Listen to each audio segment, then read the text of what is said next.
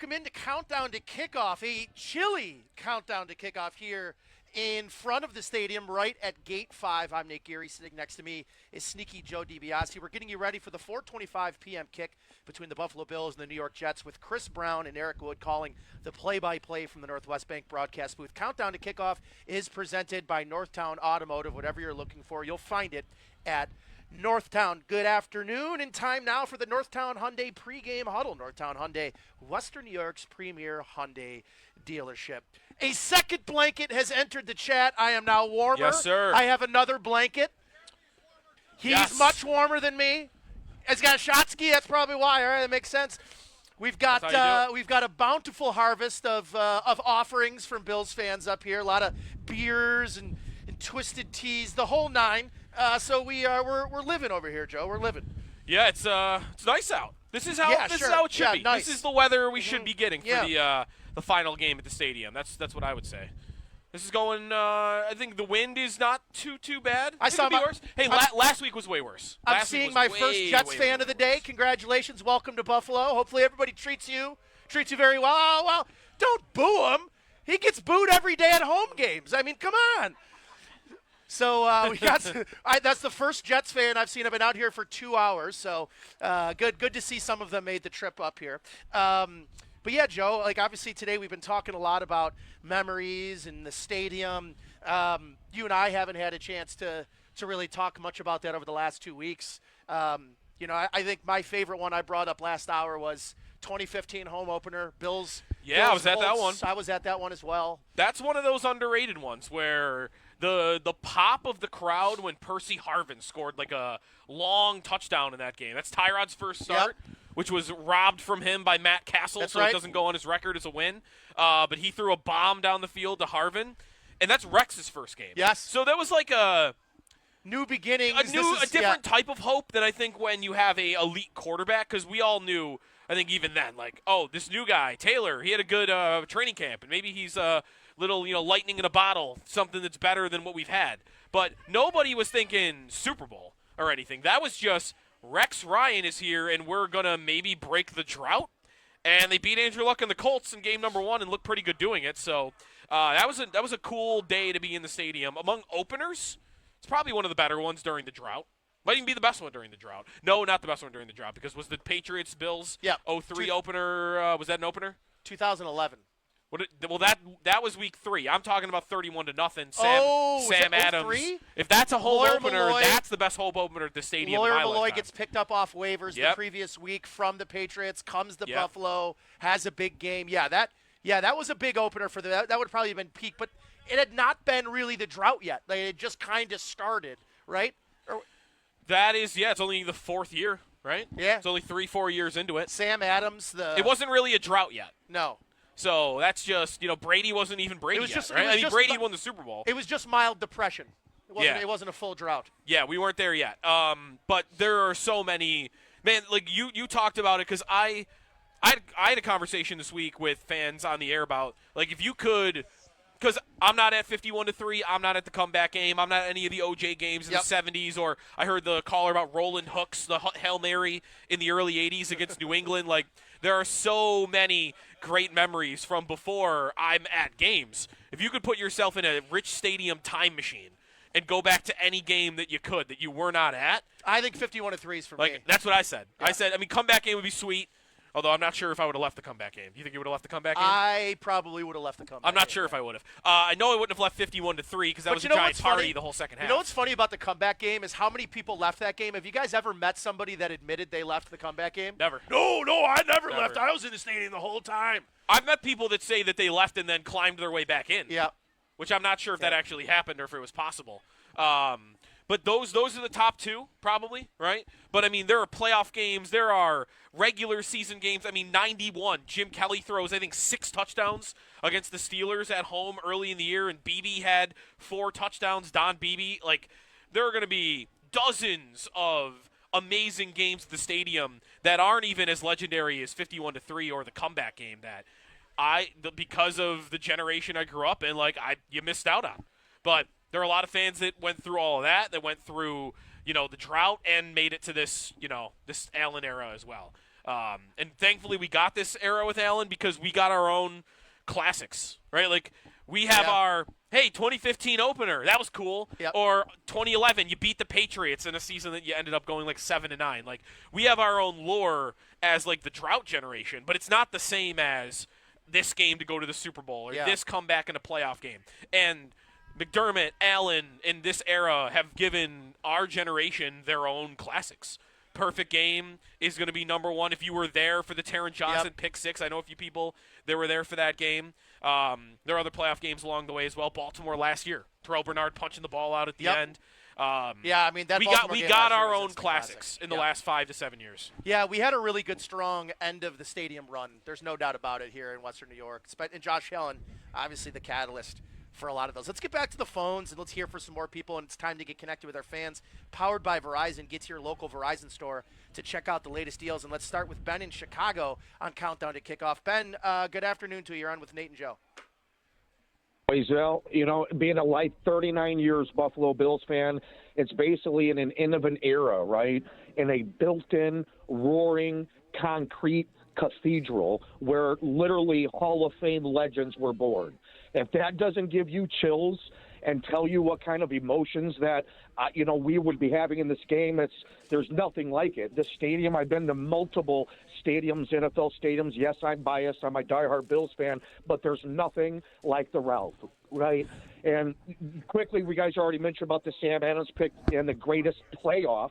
Got to put that in quotations in NFL history. Here's a couple of mine. Back in 1995 versus the Dolphins, Carwell Gardner and Brian Cox. This is the epitome of being a Buffalo Bills fan with passion and rage at the same time, right? It was pure chaos after Ralph Cox, the trash-talking linebacker from Miami, gets into it with Carwell Gardner. Fists are flying on the field. They're both ejected from the game. Yeah.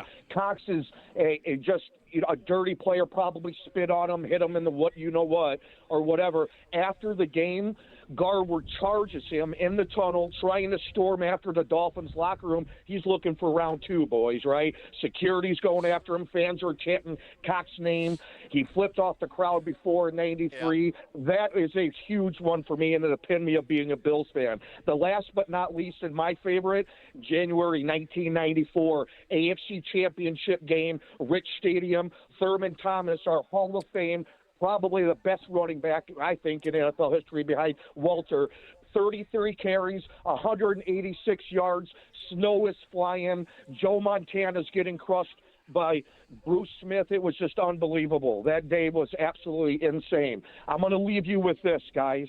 Tonight, when the lights go off at that stadium, listen carefully, Bills players going into the stadium, listen very carefully if you can hear this. While the lights are off in that stadium, close your eyes tonight and think about an empty Ralph Wilson Stadium. And if you listen closely, you're going to be able to hear Van Miller at the top of his lungs screaming, "This is fandemonium. This is pandemonium. This season is not over yet. We have a chance at the 5 seed, and I still have hope with that. We will have another game this year at the Ralph. And we're going to win that game, and we got to raise a championship trophy in that beautiful stadium across the street where we're going to build new memories and have new AFC championships and Super Bowl victories."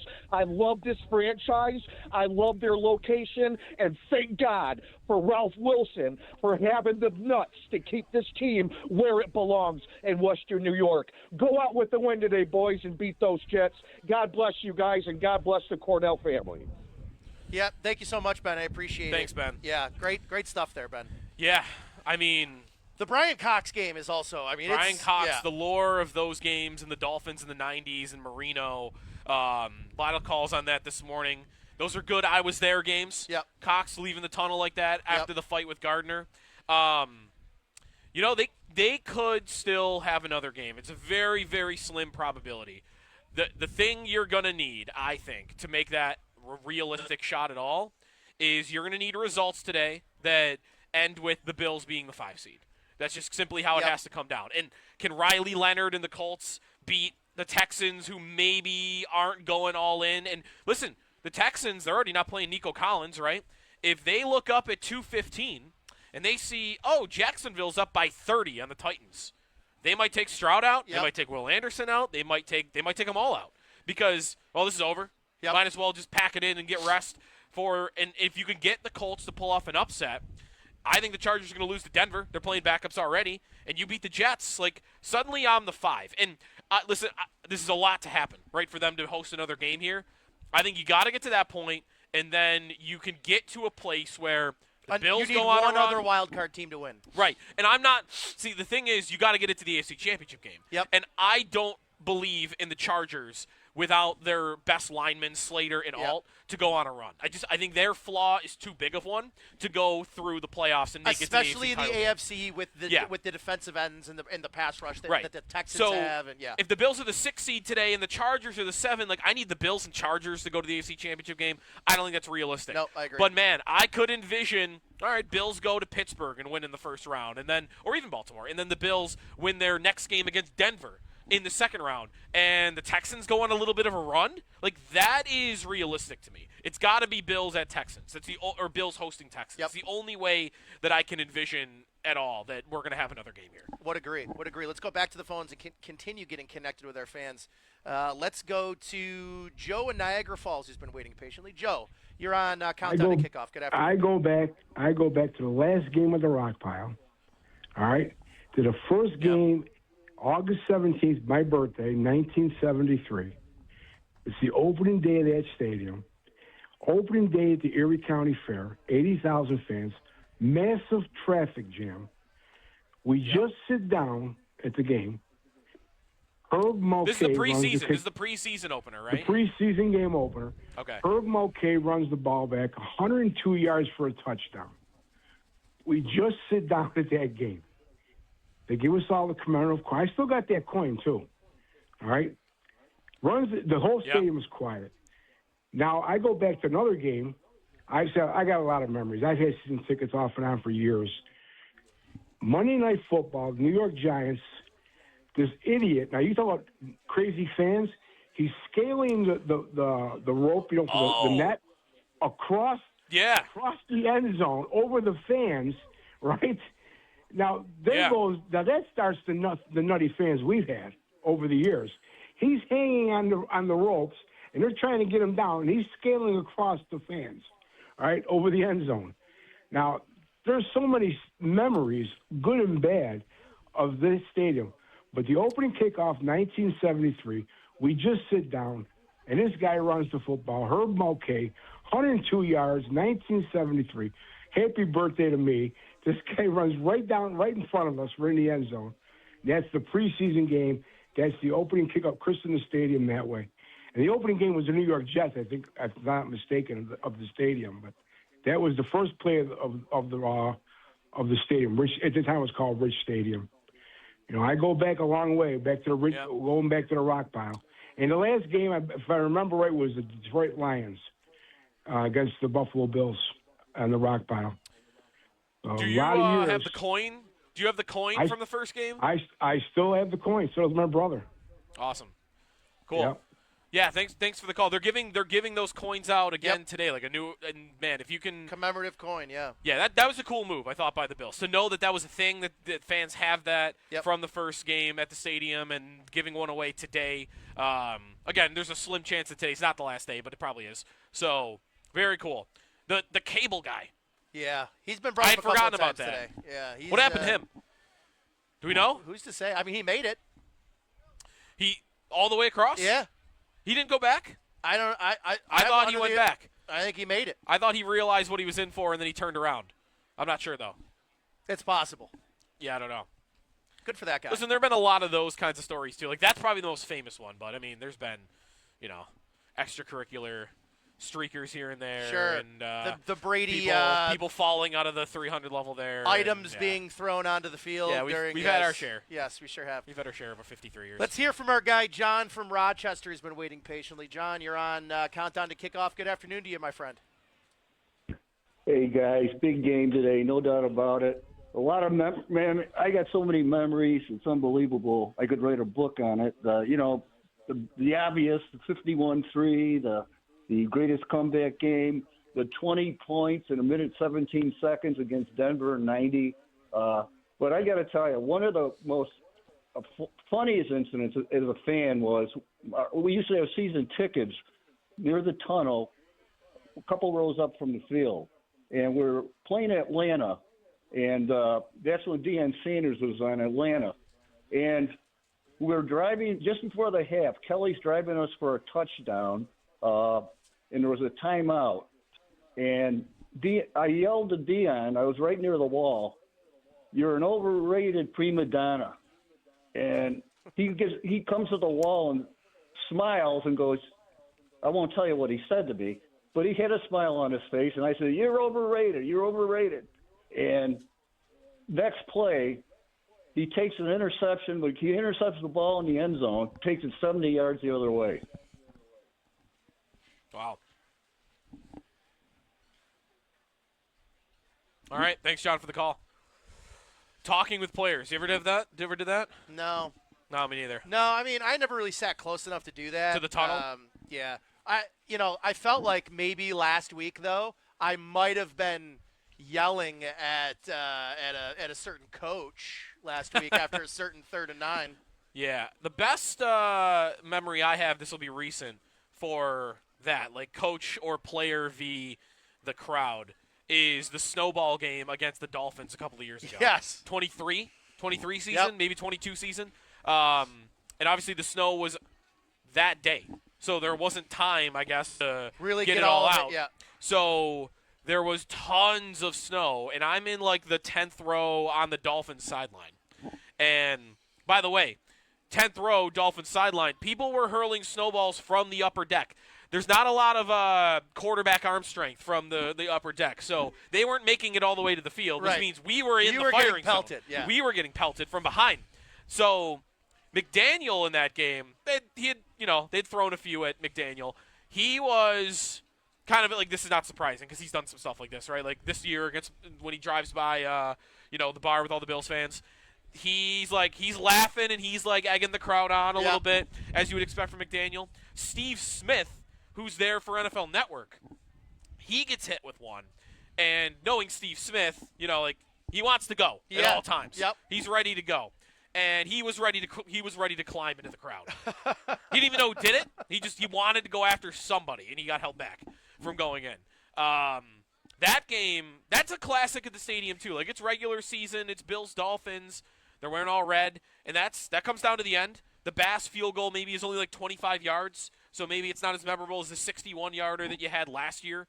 But that's a game that comes down to the wire. Allen is jumping, leaping over like both lines to reach the ball into the end zone. He makes it by barely like an getting inch. in. Yep. Like that's another classic that we've had in the last couple of years here. All right, time now for the Barnes Firm injury update. Injured for help, call 1-800-8-million. And it's a lengthy injury report for the Jets. Michael Clemens. A little disappointed Michael Clemens won't be playing in this game. The hatred between Clemens and Deion Dawkins. It would have been nice to get one more, spat on the field from Michael Clemens and Deion Dawkins. But he's out in this game. We still have the with an ankle tunnel. injury. We still have the Still tunnel. have the tunnel. Isaiah Davis, Breece Hall. So 2 running backs, both out for the Jets. Mason Taylor, their rookie tight end, he's out as well. Jelani Woods, their backup tight end. So they have, I don't even know who's going to be playing tight end for them today. You know what would be cool? Jeremy Ruckert, Tyrod Taylor is questionable for this game.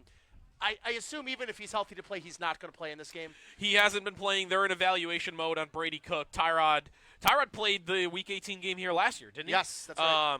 They don't need to see more of Tyrod. I mean, sure, if they were competing for anything right now, who's the better quarterback that you could put on the field? It's far and away Tyrod Taylor. But you're at this point in your season, you're putting a young guy in and just seeing if he's got anything. And then for the Bills, out right now, Terrell Bernard, Daquan Jones, and Jordan Poyer all listed as out. Questionable is Joey Bosa with a hamstring. I bet you he doesn't play in this game. Dalton Kincaid, another guy I don't think will play in this game with questionable designation, and Jordan Phillips as well. The one thing I'll say that the Jets have had that's been a little – they have – I mean, how many positives can you count on your hands for the Jets this year? Like you could use one hand. You could use one hand. Probably use one hand? 0, but you could use one hand. I got one. They made a nice little trade getting Adonai Mitchell in the middle of the season. Yes, Adonai Mitchell's been a nice pickup for them. He's a good player. I mean, they don't have a quarterback to get him the football right now. But I think when Garrett Wilson's healthy and you have A.D. Mitchell and Garrett Wilson, I think they have a nice formidable boundary group of receivers. Yeah, I mean, in New York. They got the hardest part to figure out, though, which is who's throwing them the football. But I like Mitchell. They're going to lose Breece Hall, so if no Breece Hall today, that probably means I think he's played his last game for the Jets. I think that's right There's as well. no way. Remember the tweets? How upset he was they didn't trade him at the deadline?